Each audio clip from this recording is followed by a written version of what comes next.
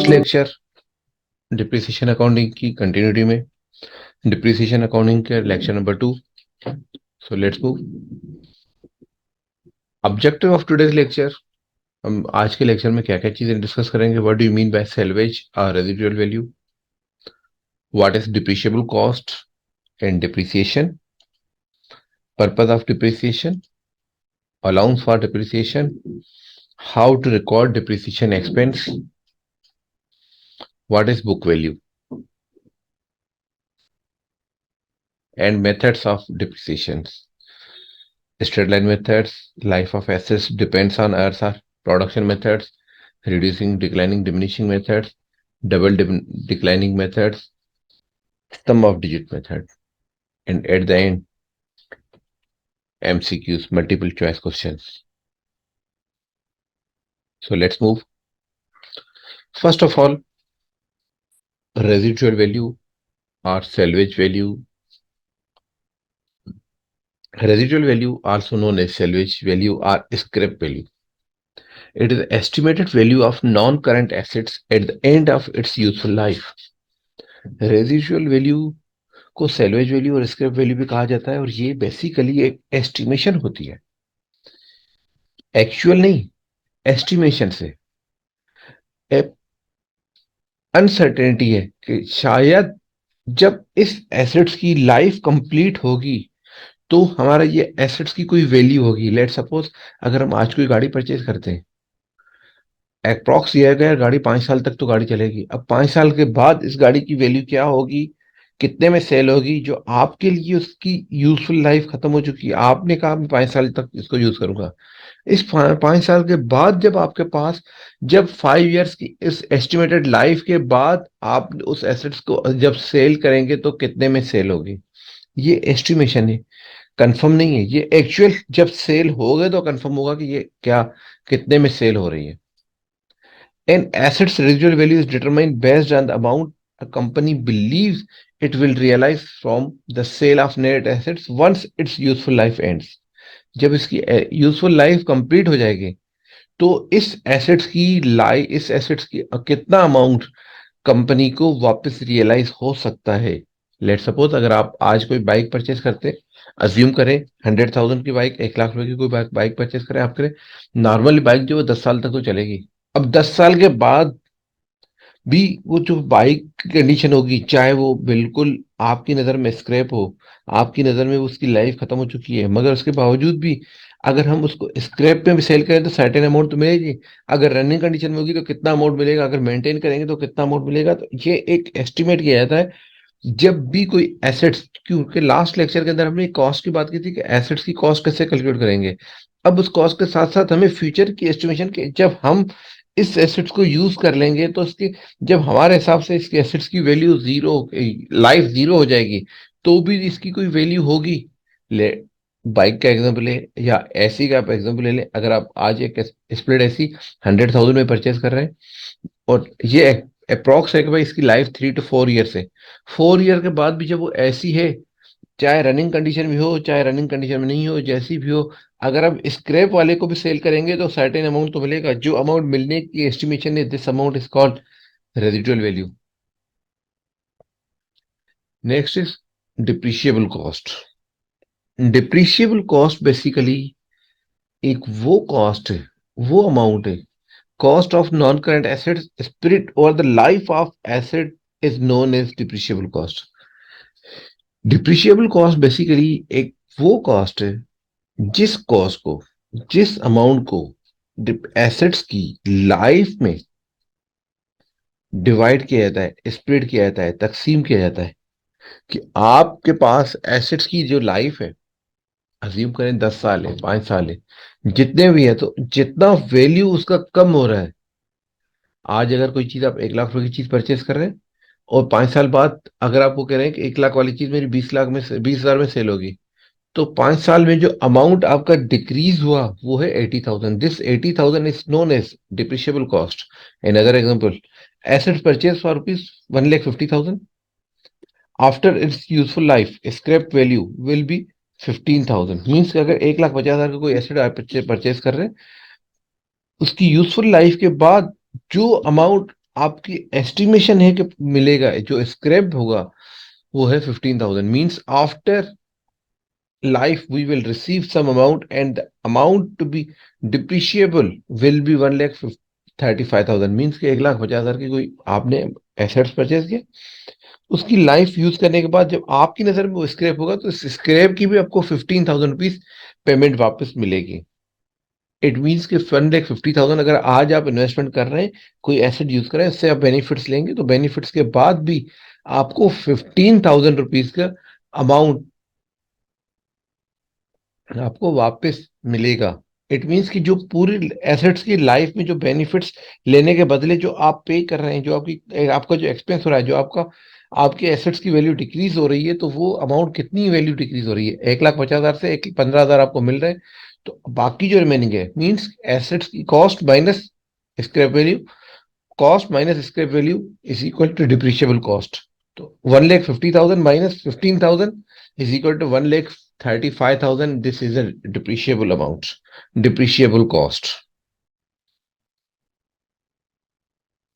अब बात करते हैं depreciation. Basically depreciation is a process of spreading the original cost of non current assets over the accounting periods in which its benefits will be left. जिस accounting period में आप benefits ले रहे हैं उस एसेट से, तो उस एसेट्स के बेनिफिट की जो कॉस्ट है, जो आप डिप्रिशिएबल कॉस्ट के शेप में आपको जो आपका अमाउंट डिक्रीज होगा, उसकी लाइफ में स्प्रेड करने के प्रोसेस को कहा जाता है डिप्रिसिएशन। मीन्स अगर आप 1,50,000 की कोई जो चीज परचेज कर रहे हैं, 15,000 रुपीज तो आपको मिल जाएंगे, मगर 1,35,000 जो अमाउंट कम हो रहा है, वो कितने अमाउंट, कितनी लाइफ, जितनी एसेट्स की लाइफ है, उस एसेट्स की लाइफ में जो वैल्यू डिक्रीज हो रही है एसेट्स की लाइफ के थ्रू, आप अगर आप उसको डिवाइड करेंगे, स्प्लिट करेंगे, तो this split split process of split is called depreciation. Basically ये आपका वो लॉस है, वो आपका खर्चा है। जो आज आप 1,35,000 1,50,000 की कोई चीज परचेस करें, तो अज्यूम करें आफ्टर 5 ईयर्स आपको अगर 15,000 वापस मिल रहे हैं, तो इट मीन्स के 1,35,000 का अमाउंट आपका पूरे इस सर्टेन लाइफ एसेट्स की लाइफ में 5 ईयर्स में आपको लॉस हो रहा है, आपकी एसेट्स की वैल्यू डिक्रीज हो रही है। एसेट्स की वैल्यू जब डिक्रीज हो रही है, तो आप उसको कैसे रिकॉर्ड करते हैं? आप उसको एक्सपेंस रिकॉर्ड करते हैं, expense.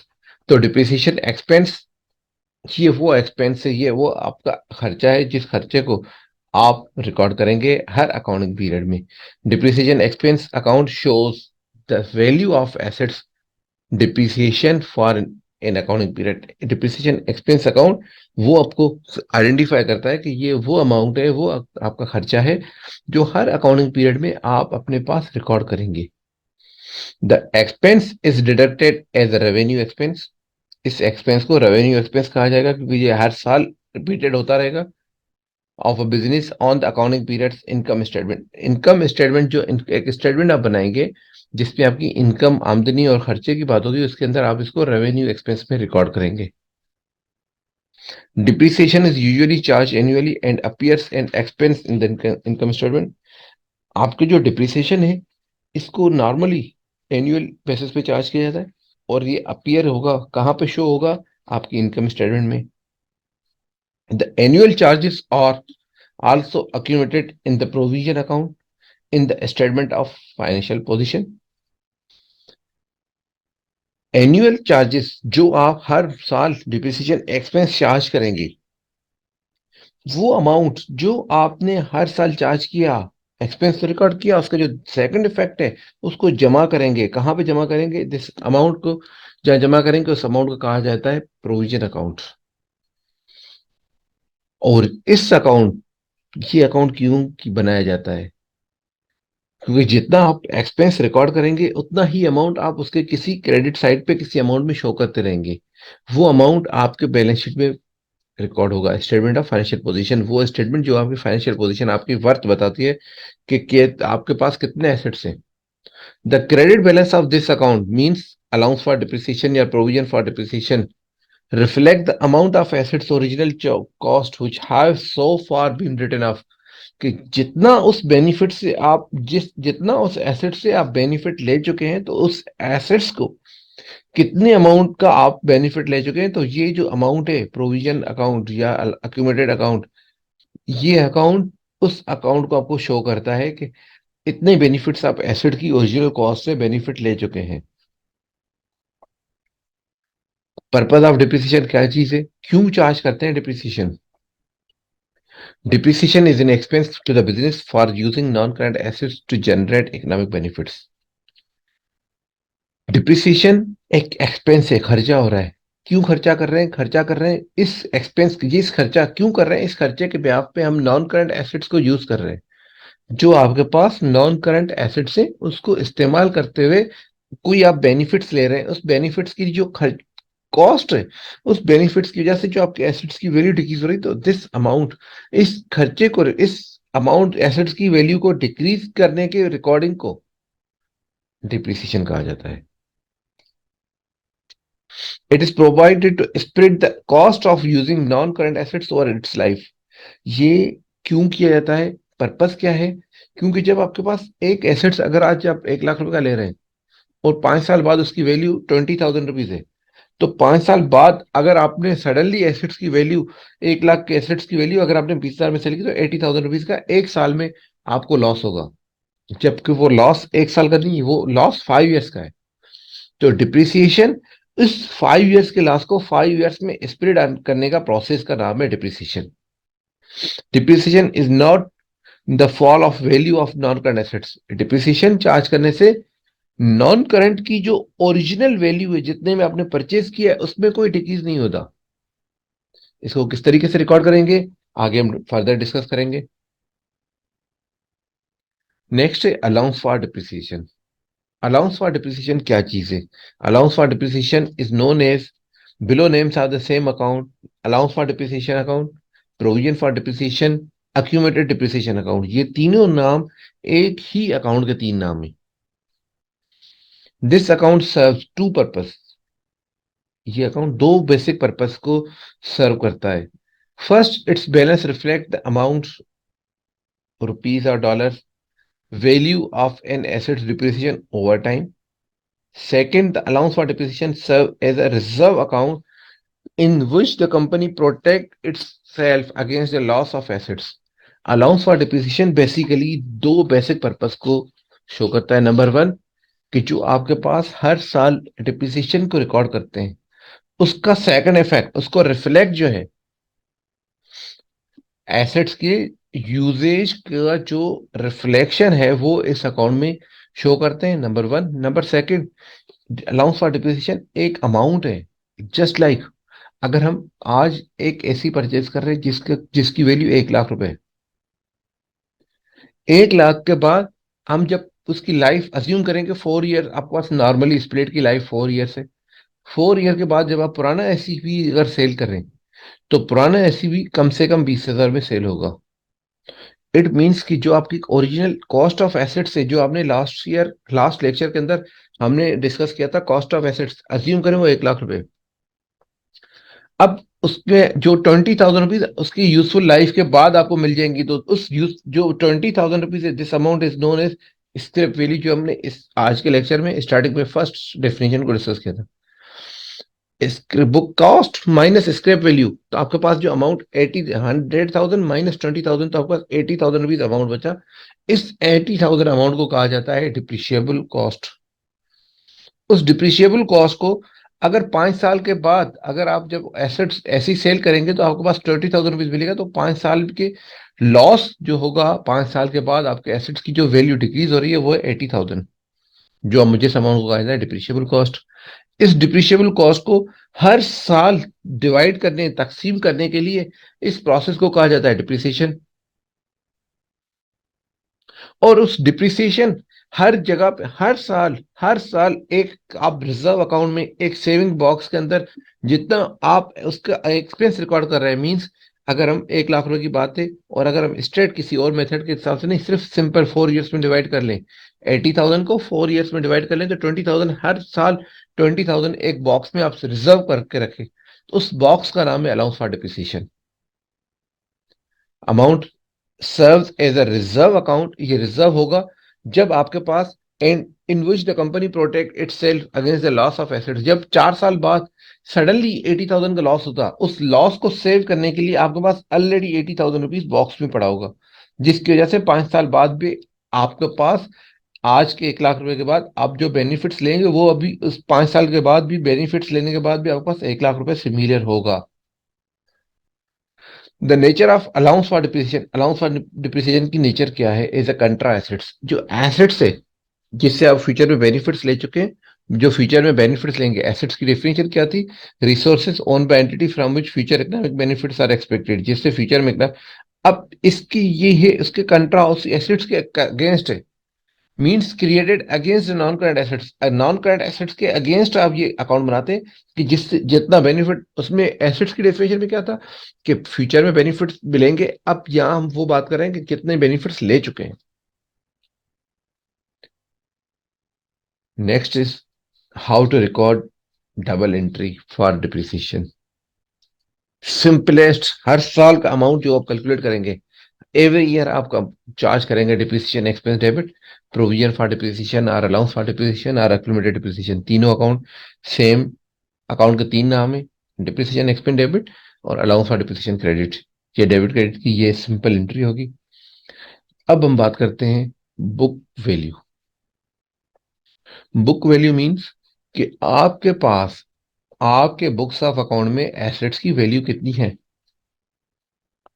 Value, book value is an assets original cost less accumulated depreciation that have been subsequently incurred। अब तक जितनी ओरिजिनल आपके पास बुक वैल्यू में क्या है कि जितनी ओरिजिनल कॉस्ट है उसमें से माइनस कर लें कि जितना भी अमाउंट आप accumulated डिप्रिसिएशन में रिजर्व कर चुके हैं, मींस कि जितना बेनिफिट्स आप ले चुके हैं वो माइनस करेंगे तो net amount is known as book value. For example, if you brought a machine of for $50,000 and its annual depreciation was 10,000 per year, at the end of the second year, means के 2 साल use करने के बाद हर साल depreciation कितना होगा? 10,000। तो 2 साल के बाद 20,000 आपका डिप्रिसिएशन होगा। तो 20,000 रुपीज, 50,000 रुपीज आपके पास टोटल कॉस्ट है, 20,000 रुपीज आप बेनिफिट्स ले चुके हैं जिसकी वैल्यू अक्यूमुलेटेड डिप्रिसिएशन में होगी। The machine would have the book value of rupees 30,000। तो मशीन की जो वैल्यू होगी वो 30,000, आपके बुक्स में जो वैल्यू होनी चाहिए वो 30,000 होनी चाहिए, जबकि उसकी ओरिजिनल कॉस्ट 50,000 ही रहेगी, क्योंकि आपके पास उसका ओरिजिनल प्रूफ है, एक एविडेंस है कि 50,000 में आपने परचेज किया। अब कितना उसको यूज कर लिया है वो आपके हिसाब से कैलकुलेट किया आपने कि 20,000 का यूज हुआ है। हो सकता है मार्केट में 30,000 से ज्यादा प्राइस मिले, हो सकता है कम मिले। Now, methods for depreciation, there are mainly 5 methods for calculating. अब इसके 5 को जरा याद करने का हमारे बेस्ट से हमने इनिशियल क्लासेस के अंदर डिस्कस किया था। एलिमेंट्स ऑफ अकाउंट, जिसको हमने अल्सर के नाम से याद किया था, उसको आप अल्सर से कॉल कर लें या उसको रिकॉल करें। Revenue, expense, capital expense and liability, उसके वो अभी आपके पास 5 एलिमेंट्स है। तो सिमिलर आपके पास डिप्रिसिएशन के मेथड भी 5 है। कौन कौन से मेथड से? First of all, straight line method. Straight line method word से, नेम से क्लियर है कि स्ट्रेट है। हर साल आपका सिमिलर एक्सपेंस होगा, चाहे एसेट्स यूज हो ना हो। जिस तरीके से आप मोबाइल की बात कर लें कि जितना पुराना मॉडल होगा उस हिसाब से आपकी वैल्यू, भले वो यूज हो ना हो, कंडीशन कैसी भी हो, यूज नहीं भी हुआ तब भी आपके पास जीरो न्यू मोबाइल की इक्वल सेल नहीं होगा। तो इस मीन्स के जो सर्टेन अमाउंट कम होगा वो डिप्रिसिएशन है। अब वो डिप्रिसिएशन किस मेथड से है? Straight line method. Straight line method का फॉर्मूला क्या है? डिप्रिसिएशन एक्सपेंस कैसे कैलकुलेट होगा? Cost of assets minus salvage value divide by life in years. Cost minus salvage value, cost में से सेल्वेज वैल्यू, स्क्रैप वैल्यू, जितनी कॉस्ट है assets की उसमें से माइनस करेंगे। क्या माइनस करेंगे? सेल्वेज वैल्यू, कि जितनी उसकी यूजफुल लाइफ के बाद आपको पैसे मिलेंगे, जितना आज खर्चा कर रहे हैं और जितना मिलेगा फ्यूचर में वो माइनस कर लें, उसको divide by number of year से कर लें, तो आपके पास जो अमाउंट आएगा, this amount will be depreciation expenses per year. Next, life of assets depend on hours or production. कुछ एसेट्स ऐसे होते हैं जिनकी लाइफ नंबर ऑफ यूनिट्स पे डिवाइड होती है। लेट सपोज आपके पास जो हैवी ड्यूटी जो इलेक्ट्रिक सेवर्स होते हैं, जो इलेक्ट्रिक लाइट होती है उसके ऊपर लिखा होता है सर्टेन लाइफ, इतने और चलेंगे। चलिए प्रिंटर का एग्जांपल ले ले, इजीएस्ट एग्जांपल। प्रिंटर की लाइफ नंबर ऑफ कॉपीज से देखिए, जितनी कॉटेज में प्रिंटर की कॉपीज होंगी अप्रोक्स उतनी कॉपीज के बाद आपको कॉटेज चेंज करना होगा। उस कॉटेज चेंज करने के लिए कॉटेज की जो प्राइस है वो भी अप्रोक्स प्रिंटर के इक्वली होती है। तो इट मीन्स कि आपके पास सर्टेन अमाउंट है जो जो सर्टेन नंबर ऑफ कॉपीज आपकी प्रिंट होंगी। इसका फॉर्मूला कैसे है? इसके अंदर डिप्रिसिएशन एक्सपेंस आप कैलकुलेट करेंगे पर ईयर नहीं, per unit, per hour. Cost minus salvage value divide by life in hours or units. अगर लेट सपोज सुजुकी की कोई अगर आप गाड़ी लेते हैं तो सुजुकी वाले आपको उसकी मेंशन करते हैं उसकी इनवॉइस पे, इस एसेट की लाइफ 100,000 किलोमीटर है, मीन्स 1 लाख किलोमीटर तक ये गाड़ी चल सकती है। अब वो 1 लाख किलोमीटर तक वो गाड़ी चलेगी। अब जिस साल में हो सकता है पहले साल में आपकी रनिंग बहुत ज्यादा हो या बहुत कम हो, दूसरे साल में उससे ज्यादा हो, तीसरे साल में हो सकता है आप कह रहे हैं भाई पुरानी गाड़ी हो गई है कम चलाएं। तो जिस हिसाब से आप जितने नंबर ऑफ किलोमीटर्स यूज करेंगे, जितने यूनिट्स प्रोडक्शन करेंगे, जितने आवर्स काम होगा, तो उसके हिसाब से आप क्या करेंगे, कॉस्ट जो गाड़ी आपने कितने मिली, 1 लाख किलोमीटर चली हुई गाड़ी कितने में सेल होगी माइनस सेल्वेज वैल्यू, और डिवाइड बाय 100,000 किलोमीटर, तो आपके पास 1 किलोमीटर का डिप्रिसिएशन एक्सपेंस मिलेगा। हर साल जितने किलोमीटर यूज होंगे उसको हर 1 किलोमीटर के लिए जो कॉस्ट आपने डिप्रिसिएशन एक्सपेंस पर किलोमीटर चार्ज किया है वो कैलकुलेट करते हुए जिस साल में जितने किलोमीटर चली है उससे मल्टीप्लाई करेंगे तो आपके पास डिप्रिसिएशन एक्सपेंस आएगा। थर्ड मेथड है डिक्लाइनिंग मेथड। इसी को रिटन डाउन बैलेंस मेथड भी कहा जाता है, इसको डिक्लाइनिंग, डिमिनिशिंग, रिड्यूसिंग, इसके चार नाम है। इसके लिए क्या चीज होती है, इसके अंदर जब फर्स्ट ईयर होता है तो जाहिर 0 मीटर गाड़ी होती है, 0 मीटर आप गाड़ी ले रहे हैं। इस कंडीशन के अंदर इस टाइप के एसेट्स में जो एसेट टाइप जिसकी आप कहते हैं कि यार पहले साल 0 मीटर की परफॉर्मेंस तो अलग है, एक साल पुराना मॉडल की परफॉर्मेंस अलग होगी। कोई आईटी टेक्नोलॉजी है कि भाई अपडेट होगी, अपडेटेड लेंगे तो उसकी परफॉर्मेंस ज्यादा होगी। जैसे जैसे वो ओल्ड टेक्नोलॉजी होती जाएगी तो उससे कोई एडवांस टेक्नोलॉजी आ जाएंगी तो उसकी शायद जो प्रीवियस की जो प्रोडक्शन है वो कम हो जाए। इसके लिए इसका फार्मूला है हर साल फर्स्ट ईयर में इसका होगा कि डिप्रिसिएशन एक्सपेंस कैसे कैलकुलेट करेंगे, depreciation expense is equal to cost of assets, जितनी एसेट की कॉस्ट है उसको एक परसेंटेज गिवन होगी उससे मल्टीप्लाई करेंगे तो डिप्रिसिएशन एक्सपेंस आएगा। सेकंड ईयर में क्या होगा कि बुक वैल्यू, कॉस्ट के बदले बुक वैल्यू, मीन्स के जो एक साल में अगर आपने फर्स्ट ईयर में आपने ऐसी लिया उसकी वैल्यू 1 लाख रुपए, आपने कहा कि उसकी वैल्यू 5 साल तक वो ऐसी चलेगा और हर साल 20% आपका डिप्रीशिएट होगा। जो पहले साल आपने 1 लाख रुपए का एसी परचेज किया उसकी कूलिंग ज्यादा अच्छी थी, उसकी मेंटेनेंस नहीं थी। सेकंड ईयर में शायद उसकी कूलिंग में थोड़ा सा फर्क आ जाए, तो सेकंड ईयर में आप उसकी कॉस्ट के बदले उसकी बुक वैल्यू से मल्टीप्लाई करेंगे। मीन्स कि जितनी कॉस्ट होगी cost of assets minus accumulated depreciation, जो बुक वैल्यू आएगा उसके हिसाब से वो गिवन परसेंटेज से मल्टीप्लाई करेंगे। इस तरीके से हर साल आपके जो डिप्रिसिएशन एक्सपेंस है वो डिक्लाइन होता जाएगा, पहले साल ज्यादा होगा, दूसरे साल उससे कम, तीसरे साल उससे कम। इसीलिए इस मेथड को काम कहा जाता है डिक्लाइनिंग मेथड। फोर्थ मेथड है डबल डिक्लाइनिंग मेथड। जो डिक्लाइनिंग मेथड का फॉर्मूला है, इसी को सिर्फ जितना एक्सपेंस आएगा उसको मल्टीप्लाई बाय 2 कर दे। कॉस्ट माइन या बुक वैल्यू पहले साल में होगा तो कॉस्ट ऑफ एसेट्स, अगर दूसरे साल ऑनवर्ड होगा तो book value multiply by percentage given होगी उसको मल्टीप्लाई बाय 2 कर लेंगे तो ये डबल डिक्लाइनिंग का method. Fifth and most important topic sum of digit method. Sum of digit method की जो में डिजिट्स हैं उसको सम कर दें। डिप्रिसिएशन एक्सपेंस कैसे कैलकुलेट होगा, is equal to depreciable cost multiply by fraction of the year. हर साल का पहले फ्रैक्शन कैलकुलेट करेंगे, उस फ्रैक्शन को आप डिप्रिशिएबल कॉस्ट से मल्टीप्लाई करेंगे। Depreciable cost mean cost minus salvage value. अब फ्रैक्शन कैलकुलेट करने के कुछ टेक्निक्स हैं। नंबर वन, कितने ईयर लाइफ है, अज्यूम करें कोई एसेट्स की लाइफ 5 ईयर्स है, तो 1 2 3 4 5, फाइव कोई आप वन से 1+2+3+4+5 सबको टोटल कर लें तो आपका सम आ गया 15। तो जो आपका मेथड का नाम है सम ऑफ डिजिट मेथड, कि डिजिट मेथड का सम कर लें, जितनी लाइफ है उसको डिजिट सम कर दें। उसके बाद उसकी digit of the year, first year में जब नंबर ऑफ ईयर्स के फर्स्ट में आप यूज करें तो उसकी लाइफ कितनी है 5। सेकेंड ईयर में रिमेनिंग लाइफ कितनी होगी 4, 3, 2, 1। मीन्स की जो आपने नंबर ऑफ ईयर्स में टोटल 1, 2, 3, 4, 5 किया है, उसी को रिवर्स में लिख दें 5, 4, 3, 2, 1।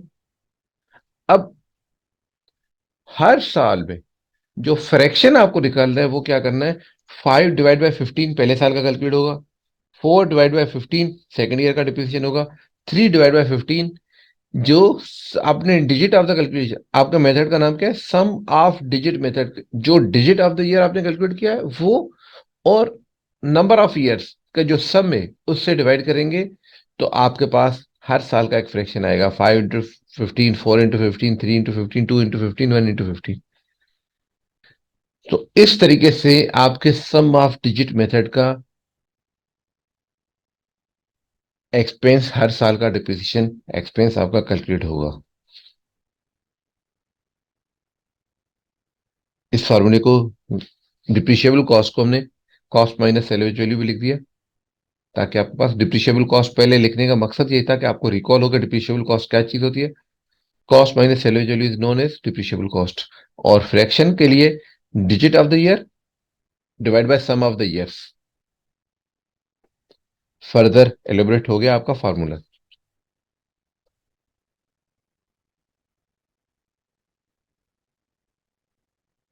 In the last of this lecture, we'll discuss the MCQs. Which of the following is not correct? Depreciation expense reduce the net profit of an organization. Providing depreciation generates cash. If depreciation is not charged, profit will be increased. By not charging depreciation, it might appear that expense will be decreased. क्या depreciation कम करने से आपका depreciation expense करने की वजह से organisation का net profit कम होगा? बिल्कुल सही है। एक्सपेंस जितना आप रिकॉर्ड ज्यादा करेंगे, एक्सपेंस जितने ज्यादा होंगे उतना नेट प्रॉफिट कम होगा। प्रोवाइडिंग डिप्रिसिएशन जनरेट कैश, क्या डिप्रिसिएशन चार्ज करने से कैश बेनिफिट मिलता है? नहीं। इफ मीन्स ऑप्शन बी नहीं है, इट मीन्स कि ये आपके पास ऑप्शन, ये स्टेटमेंट गलत है। तो आपको रिक्वायरमेंट क्या है, which of the following is not correct. ये गलत है तो बाकी दो रीड करने की जरूरत भी नहीं है। तो option B is correct. Option number two, MCQ number two, which of the following is a special kind of liability which business owes to the owner? वो कौन सी liability है जो बिजनेस ऑनर को पे करने के लिए है? तो this is capital. Third number MCQ है, wages paid for installation of machinery should be treated as, जो मशीन्स की इंस्टॉलेशन के लिए आप जो वेजेस, जो लेबर की सैलरीज वेजेस पे कर रहे हैं, तो वो कहाँ पे जाएंगे? Revenue expense. क्या ये रेवेन्यू एक्सपेंस है या कैपिटल एक्सपेंस है या अकाउंट पेबल में होगा या नन ऑफ अबव? अब जो वेजेस पे कर रहे हैं मशीन की इंस्टॉलेशन के लिए, तो हम ये लास्ट लेक्चर के अंदर भी डिस्कस कर चुके थे कि अगर कोई मशीन की इंस्टॉलेशन पे जितना भी खर्चा हो रहा है, तो वो खर्चा उसके capital account, capital expense treat करके उस एसेट की कॉस्ट में इंक्लूड होता है। तो ये option B is correct. Depreciation is a process, किस चीज का प्रोसेस है? Of allocation of cost of assets, asset to the periods of its life. एक एलोकेशन है कॉस्ट की, कॉस्ट ऑफ एसेट को एलोकेशन करने के लिए, इट्स पीरियड, इसकी लाइफ में एलोकेशन करने के लिए। Or depreciation is a process of valuation of assets, क्या एसेट्स की वैल्यूएशन का प्रोसेस है? क्या depreciation is a process of maintenance of an asset in the state of efficiency, क्या मेंटेन करने के लिए इसकी इफिशिएंसी है या नन ऑफ वो? तो इसके जो बेस्ट है allocation of cost of assets, option A is correct. What is the purpose of charging depreciation in accounts? To account for wearing out of the assets over its life. Purpose क्या है depreciation करने का? Account for करना कि जो इसके assets की value कम हो रही है, To allocate the cost of non-current assets over the accounting period expected to benefit from it, एक certain amount की cost charge कर रहे हैं. To ensure the funds are available for the eventually replacement of the assets, ये identify करने के अगर पैसा अवेलेबल है तो इसको रिप्लेस कर दें.